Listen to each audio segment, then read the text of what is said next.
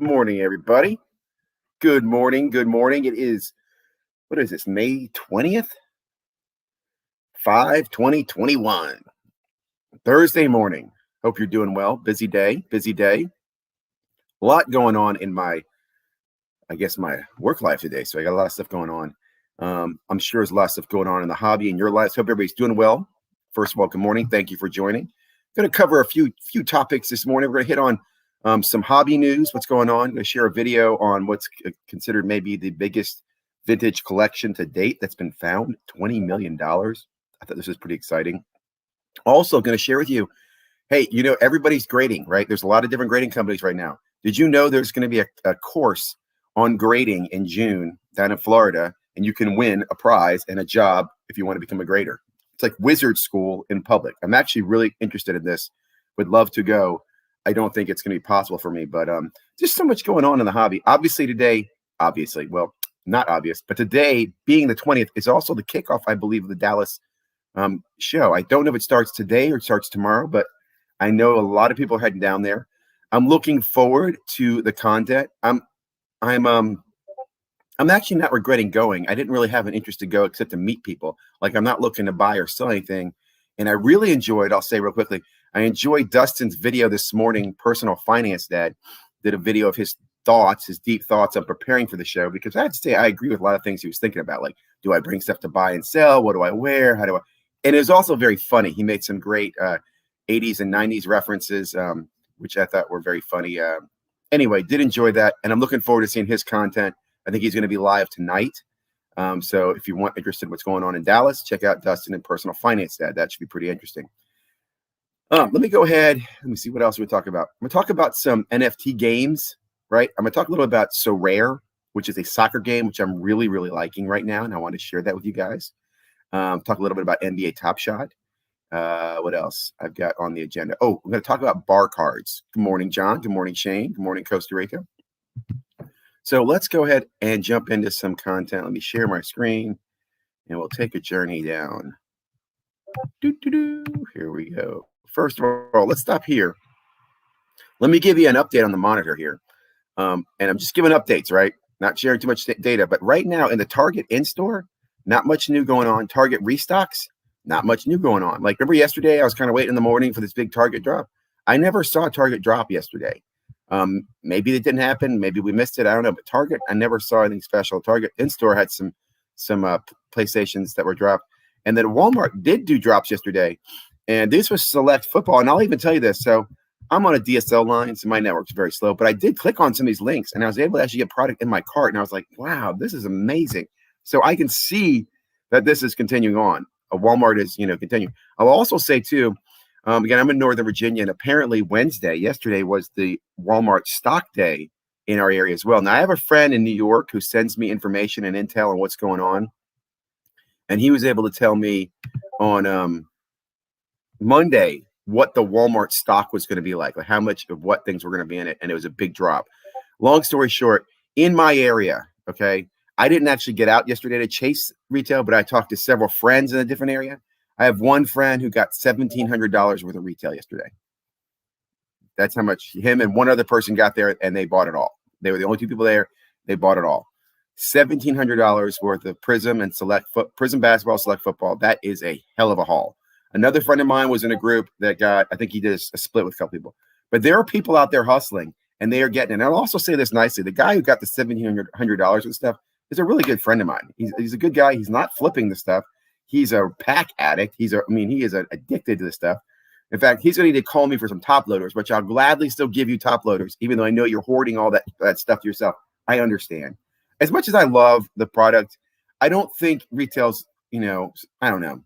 Retail is what it is. I love hearing the stories, what's going on. Let's jump into some news here. Okay. I'm wondering, I have to watch this video later on. Dr. Newman's Cardboard Treasures. I think I mentioned this the other day. This is about a guy whose this collection was found. Let's just go right to the video. I'm just gonna be quiet. Are about to go up for auction, and they come from a well-known Can you see doctor this? who lives in Tampa, actually passed away earlier this year. An incredible collection. Yes, it is. Dr. Thomas Newman's entire collection. It is valued at more than $20 million. I love that. Baseball cards. Yes. Fox 13's Josh Cassio shows us tonight. His cards were his pride and joy, and soon other collectors should get the same thrill out of it. Outside of his day job as a neurologist in Tampa, he was a very good physician. He was the kind of physician that other physicians would send their family to. Dr. Thomas Newman had a secret passion, one that was so private it had to be locked away behind thick steel. So everybody always wants to ask, where do you keep it? Well, it's the biggest safe I've ever seen. Inside were some of the rarest baseball cards on the planet. Names like Mickey Mantle, Ty Cobb, Lou Gehrig, Honus Wagner, legends of the game. They were all part of his museum-like collection. I love this, what he called these paper babies. And since I knew him for 20 years, he's done something with his collection every day. Dr. Newman passed away in January at the age of 73 from COVID-19. His collection is about to go up for public auction through memory lane auctions beginning in June. More than 1,000 pieces will be up for bid, but there is one that stands out from the rest. We have one particular piece asked, what is the most valuable? It's a 33 Gaudy gum card that was produced in 1933, and it is the only one that's ever been authenticated with a grade of a 9. It's expected to break the world record of $5.2 million for a sports card. The entire collection is valued at more than $20 million. It's a sad loss that we lost him, but I really believe that we're going to celebrate what he's accomplished over these years. Yeah, somebody's celebrating. He would have never sold it as long as he was alive. He was a collector. A passion that began as a child and never really ended. We have mementos that really aren't of value about his collection that we kept, but they have the real value to you. They have the real value to us, yes. And the rest is going up for I sale. wonder if that's his wife? Passion, of course, for a price. In Tampa, Josh Cassio, Fox 13 News. It's pretty amazing. And there's real history in this collection here. Some of the cards are actually. They're kind of vague there on who that was. I don't know who that is and who's getting the money. I mean, amazing collection. Great story. You'll hear more about this. I also thought it was interesting. The auction house was not like a big auction house that I've heard of before. I think I've heard of that auction house, but it wasn't, it wasn't golden auction. Other thing I thought this was interesting. I mentioned this to you guys. CSG offering card grading seminar. Check this out. June 26th and 27th. This is down in Sarasota, Florida. I was looking, do you have to pay for this? The seminar includes grading 101, authentication, grading technology, alterations, counterfeits. God, I would love to see this. Somebody's got to go to this. I know there's some friends of mine down in the Tampa area. Michael Ham, if you're watching, you should check this out, man. First place, second place, third place. Anyway, thought that was very, very cool too. I want to jump over to, and it just kind of hobby news from the channels I've been watching, right? Nothing that stood out to me yesterday that was like super groundbreaking. I will share a few videos. What I will say is I did hear a lot of people talking about the correction, and the correction is not just in sport or the dip or whatever. It's not just in sports cards. It's in crypto. It's in NFTs. The NFT market, let me just take you after that, is getting slaughtered. Now, sales are still good, but these numbers are normally, that's normally $1 billion. Normally $1 million number each day. That's only 900,000. Normally in the millions. So numbers were kind of down. Wax, the token behind the NFTs for baseball, for our planet and Alien World, was way, way down. Like Wax was at 28 cents a token. It's at now, I think, 13 cents a token. Here's the one I want to mention to you. So Rare. So Rare is a new, growing and popular global soccer NFT game. I'm going to talk to you a little bit about that real quickly. I don't know soccer, so I'm learning here. This is the So Rare thing, and I'll just quickly take you. Can we take you to the beginning of it? I don't know. It's free to sign up. It's absolutely free. Now, of course, you get free NFTs with it. They're not great ones. They quickly encourage you to buy your own NFTs, right? So here are some of the NFT packages you can buy. And yeah, those are some big prices there. 668 pounds is a heavy price for me. There are cheaper ones, but again, you get started for free. But you can play. What you do is you get these tournaments, and the tournaments you can actually win more NFTs or win Ethereum, which is a crypto token. Very, very cool. I dropped a video on my channel about this, my other channel, that you can take a look at here to sign up for So Rare and talk a little bit more about it. In fact, I heard about this on where was it? The Card Talk Show is what really kind of put me over the edge. I heard about it on several other things, and I did some research on it for weeks. I had another video I was going to put out on it, and then I heard the Card Talk Show. Maybe it's Coffee Talk? No. I forget who it was. Somebody else was talking about it, and I'm like, I'm going to move forward. So I started my So Rare team. All I've done is set it up. We're going to see how we do, but I'm definitely enjoying So Rare. Now, there's So Rare and Moment Ranks. If you're still doing the Top Shot stuff over here, Top Shot, right? Top Shot, which, by the way, has a pack drop today, a pack drop tomorrow, and you can get to a pack drop for next week. So check it out. Packs are plentiful. If you're still in Top Shot, they're not profitable, but they're plentiful. But you can check this out. You can set up Ziggy No. Look, I'm 0-4 with my terrible team. All my team are common players that I've been buying. I think I think this is my most expensive player on my Top Shot portfolio, and that's a Stephen Curry 3-pointer. Everybody else is like a $2, $3 or $4 moment that I picked up. But I'm enjoying playing. It's fun. Even I got my look at that Heine kicking last night. I just think it's fun. It's a fun game. And you get the daily contest head to head. You have to have really good moments to win this one, but hey, it's still fun. So rare is kind of the same thing. The better your moments, the better your NFTs are, the better your chances of winning. And both are providing prizes. So there's kind of an incentive. I can tell you there's games out there. I spent a ton of money on video games and got nothing out of them. So these have potential. Not recommending them. I'm telling you I'm playing with them, and I will share with you my experience as I use them. If anybody else there is using them, please give me your tips because I'd love to get some tips, man. I'm definitely struggling. I want to talk about, I mentioned this the other day, I think on a live stream, maybe Saturday night or Sunday night. This is called the bar card. This is actually a pretty good looking bar card. This is from 2015 Mojo Break. Boom Alert 101 Money Mayweather Super Break, the bar card. I don't know if anybody's heard of these. Now, I mentioned that because in the time from 2015, the bar card has lost a lot of credibility. Here's a couple examples of some bar cards. And these cards are big cards. These are not small, typical, 3x5s, whatever. These are like, 8x10s.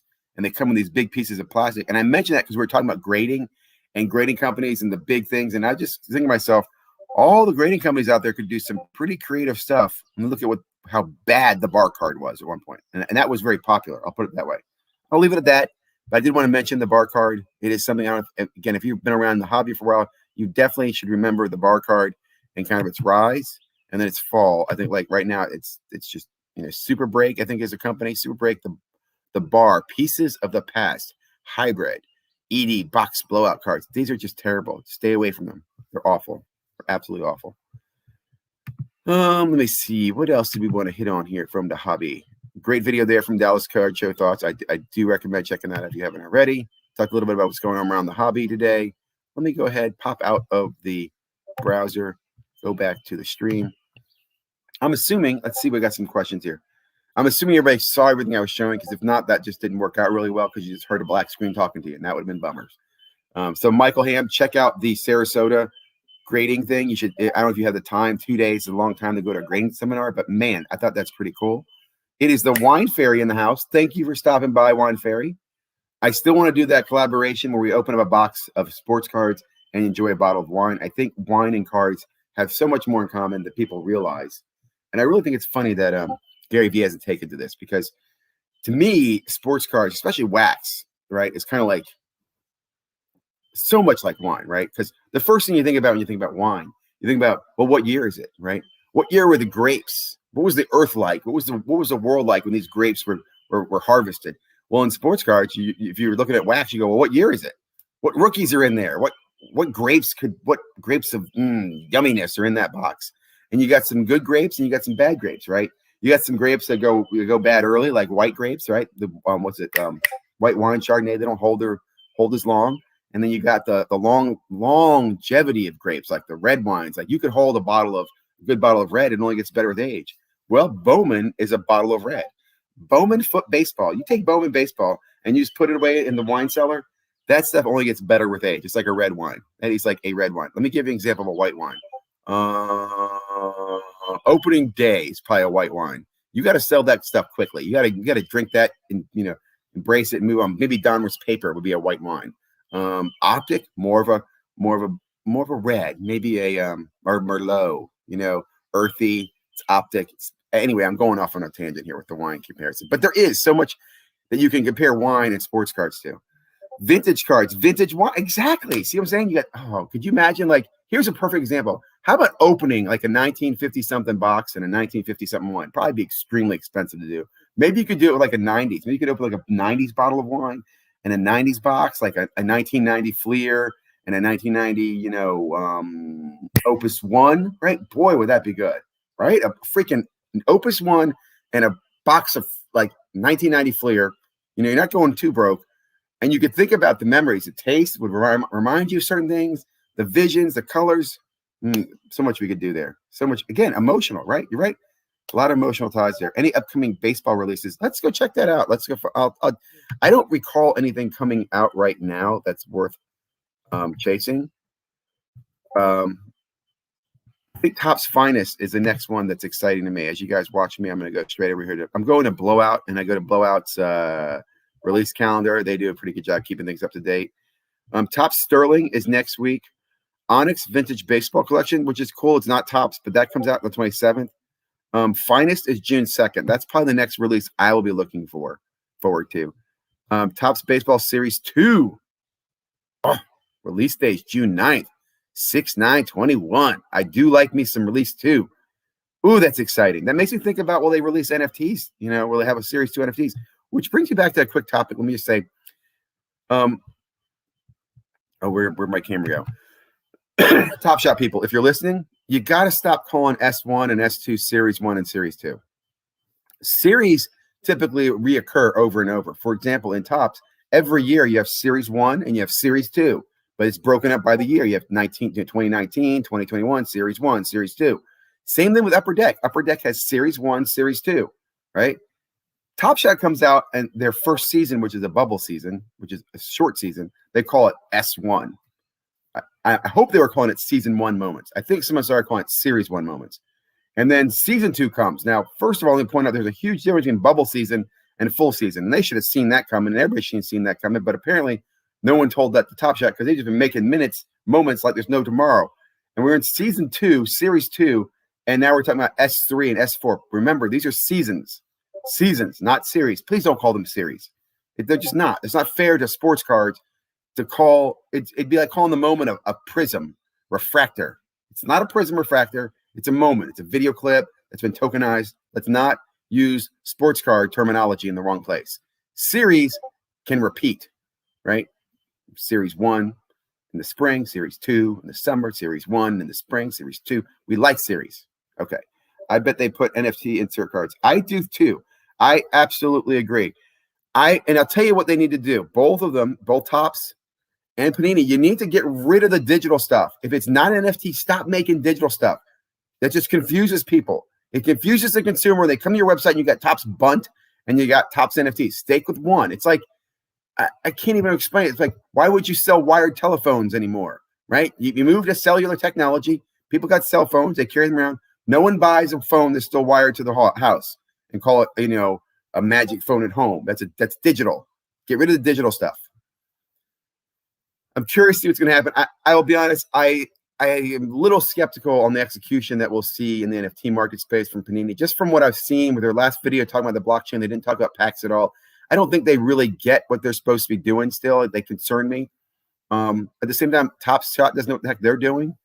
And the whole crypto market's being, kind of driven down by the crypto prices. So the world is challenging. I will just close. I think we've been going for about 20 minutes. I'll close. I want to be positive today. Like I said, the card shows are starting. Tomorrow is the Dallas card show. Up in my area, the Chantilly card show. I'm probably going to go there tomorrow evening and check that out.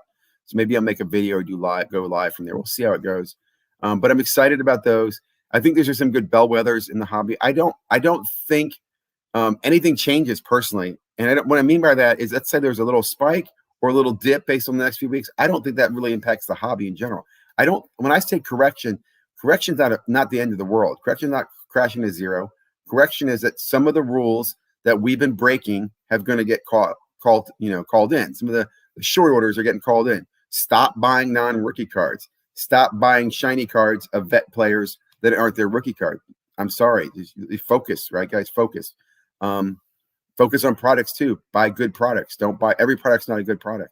Autographs are what you really want. These autographs are great. Rookie autographs are even better because they're rare. See, rookie autograph happens only in a series in one season. You can't have rookies every year. Like Top Shot would be like, hey, rookie year every year. Let's just make rookies every year. No. Rookie year, 1 year, autograph special. So there actually are limits to rookie autograph cards. Great time to buy that specific. It is a good time to buy that specific card. I am still selling more than I'm buying because I also think you can get anything you want. That's another thing I realized too. Even the Grail cards aren't even Grails anymore. Like there's 55 101s or everything. So if there's something you want, you can get it. You just have to put the money away and spend on it. So there's nothing out there that I really, really want right now. I'm just more or less enjoying the show. If that makes sense. And we will see. I will say this. Remember, I think it's always funny when you listen to a guy who's in sports cards tell you that how sports cards are fine. I find it hilarious. It really is, because they don't know either. We both don't know. No one knows. Sports cards are going to be fine. They're not going to go away, but there's definitely going to be changing of the tide. Okay. Let me say, I am going to post a video today on the contest winners. I got to get contest 3 out the door. I have not done that. I saw a lot of good comments on there. So if you haven't already, check out contest 3. Put your comment in. I'll pick some winners from contest 3. I'll probably post contest 4 as well, although I'm trying to think of a creative way to do a contest 4. So that might not get posted. Maybe it does. If not, we'll be back tomorrow live, Friday morning, 21st, and we'll be talking more about that. I will also remind you that Sunday night is going to be open mic night. I'm going to actually set up a few, interviews. I'm hoping to get Matt on, interview him about the break, but I'm going to open that up to anybody who'd like to join and talk about sports cards or sports or the hobby or debate or whatever. And I do mean anybody. I encourage anyone to join. If you're a complete A, I'm obviously going to boot you. But if you want to come in and debate and, hey, Ziggy, you're a jerk, and I think you're wrong on that, and you're mistaken, that I love that stuff. Let's talk. Let's engage. I also hopefully will hear from some people that were at the Dallas Card Show Sunday night. Maybe some people can dial in. There's nothing that excites me. Yeah, I agree. There's nothing that excites me right now. And I'm sitting on stuff too. Yeah, there's certain things I like. I'm like, I put those away. I'm just kind of I'm going to hodl. Diamond hands. I love that. Diamond hands. Hold with hands of diamonds. Diamond hands. Go George Mason. Yeah. Okay. I don't have much else for you. Got up a little late. Got to get my coffee. Have a great day, guys. Thank you very much for stopping by. I really do appreciate it. I did lose subscribers yesterday. I did. I went down. Like the crypto market did, so did the Ziggy subscriber list. I understand. I love you all. I do.